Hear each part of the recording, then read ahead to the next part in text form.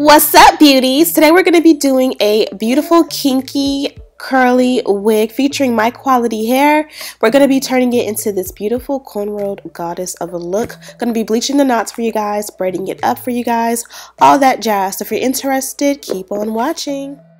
Today we're going to be doing a quick tutorial / review. This one comes courtesy of a brand by the name of My Quality Hair.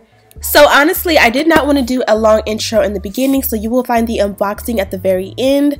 We're going to just go right into the tutorial because that's what you guys seem to love the most. I'm going to take my quick blue bleach. I have this and everything I use listed in the description bar. This is by the brand L'Oreal, and my 30 volume developer. You can use any brand, and I'm just going to mix it together. The key to making the best solution for bleaching your knots is to just add the developer in gradually. I believe I put about 2.5 to 3 scoops of the bleach, and I'm definitely not going to be using all of it.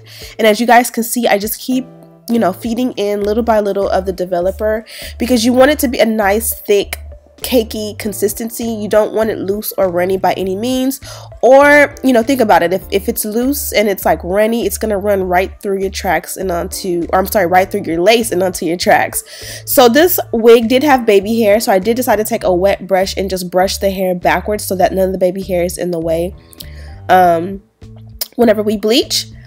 So now I just prop the wig inside out on a mannequin head. I secured it with T-pin so it doesn't slide or move, and I just begin the process of adding the bleach mixture that I made. Now you don't want to press this in too hard. You just kind of want to lightly tap it on there because you don't want to push or press the product into the lace and like onto the opposite side.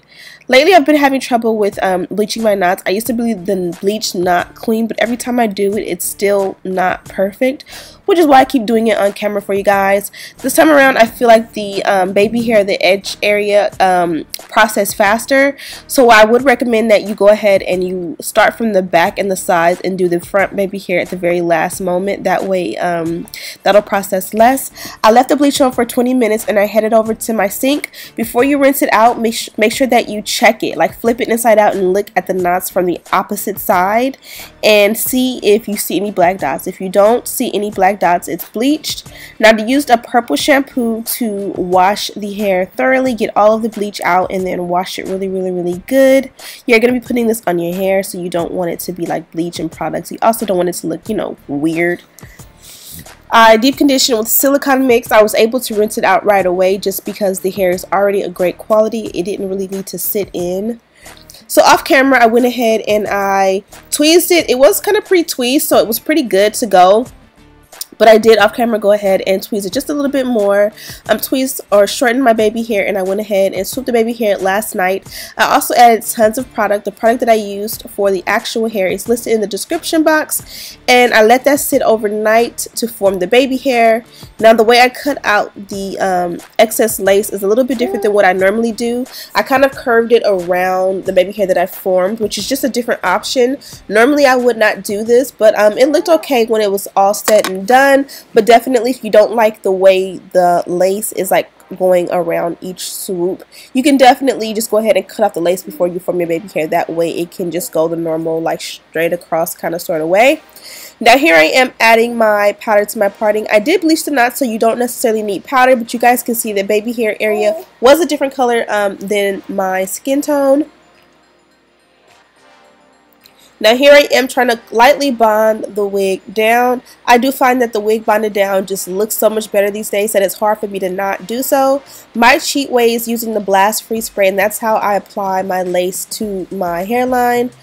In this case I went ahead and just applied the spray on top because I wanted to kind of sort of melt the lace. You guys seen how it was a weird color? It was that color because I used like foam lotion and different product and got to be glue and different products the night before, so it kind of made it look a little bit ashy.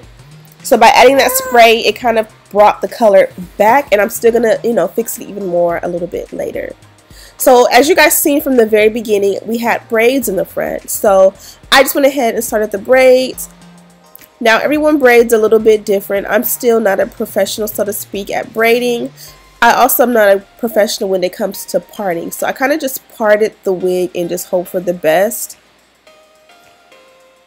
I did use those large clips to section out and separate the rest of the hair because it is very easy to accidentally swoop up or scoop some hair from outside of that parting space into the hair, and then you're not going to want to go back and fix it.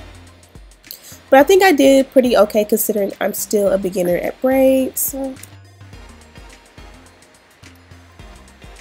So at this point, you've pretty much finished the actual cornrow and you're just at the end braiding like normal.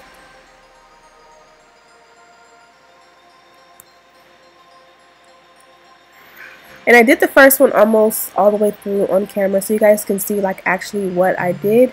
But the next few I might speed up a little bit just for the sake of, you know, you guys don't want to see me do this like 4 or 5 times. So as you guys can see, if you really pay attention, this braid is a little bit thicker than the other. Honestly, I'm not that amazing at parting perfectly at this point. I am going to continue to practice and get it, you know, perfect. But, you know, more so I just wanted to get it done and have a nice, neat, cute style opposed to trying to like, you know, measure it and make it completely perfect. But if you can make your braids a little bit more perfect in unison, that of course will work for you. Now these actually look pretty good. I'm not even gonna front. Now if somebody can come to my house and teach me how to braid my daughter's hair, because she does not sit still to save my life, so I cannot get her braids this good, but you know, I'm gonna keep trying. Also, let me know if you guys want to see like hair updates and like hair tutorials featuring my daughter. She's still in a toddler phase where she has like baby hair, but as she gets older, I definitely want to incorporate, you know, beauty products, or not beauty products, but beauty videos, you know, featuring her and, you know, show her hair journey and things like that, because I do plan on, you know, having my YouTube channel forever. So I would love to, you know, capture a lot of these moments, you know, for her as she grows. So now I have finished the 4 braids. I kind of wanted to go all the way around, but girl, mama is tired. And this looks really cute as is. I just went ahead and made it into a little bun and secured it with my ponytail holder. That's actually one of Coco's. Now this right here, if you're just tuning in, is a fire ass spray bottle. Like, I don't know if you guys can see because I am going a little bit in fast motion, but it sprays so good. I did add my wet. I added a little bit of the Tresemme moisturizing conditioner and the white one that you get like at Target. I added a little bit of that, and then I added my wet on top of that last night to kind of, you know, define the curls. I wanted the Tresemme stuff because it's a little bit more heavy and it weighed it down a little bit and defined the curls. And then the wet also was great at defining curls and keeping that wet color, I mean not color, but texture. And of course we're going to add a little bit of powder, and that's pretty much it.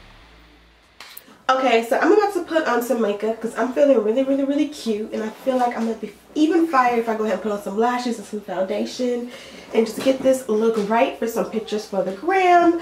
But really just a quick recap of what we did. I really wanted to take this kinky wig and make it look as natural and me as possible. So of course we co-washed it, we bleached the knots. You guys see the texture on this hair is amazing and gorgeous.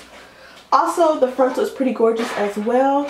I believe it's 6+ inches of parting space. This is definitely more than 4. I decided to do some little French braids because, again, I just wanted it to just look like a natural look, especially because it's kinky hair. I kind of just wanted it to look like a style that I would do on my natural hair. Absolutely love it. Even with this kinky hair, the shrinkage is real. You guys kind of see when I kind of re-wet the hair and styled it. This side was like way up here and this side was like down here. So I'm pretty sure as it dries, it's going to, you know, shrink as well again. But yeah, I had no complaints about this hair. My braids are not all the way perfect, but of course I'm getting better the more I practice. And yeah, I don't have any complaints about the hair. The actual texture is gorgeous, very reminiscent of African American hair, and yeah, I don't really have any complaints. Make sure you check out this company. I have all the information on this hair listed in the description bar. Thank you guys so much for watching. Don't forget to subscribe, like this video, share it with your friends, help me get to 100K because we are almost there. And as always, I'll see you in the next one. Y'all, I don't know what's wrong with my camera. I think it needs to go to the doctor, but it would not allow me to film an intro with my makeup on. These are literally all the clips that I have, so I want to slow it down so you guys can see how poppin' I was looking and feeling. But I also have some pictures. Now stay tuned for the unboxing to see what exactly you get in your package. Don't forget to like, comment, and subscribe, and I'll see you in the next one. When you open up your box, they gave me a little bit of a note so that I can know exactly what I got. Also in here is your elastic. This is probably enough to do 2 or 3 wigs. And you have your beautiful wig. And then you also have wig caps. I really like that they gave 2 colors. The one on top is my color, and then that one down there is kind of like my backup color. So those are going to work very perfect.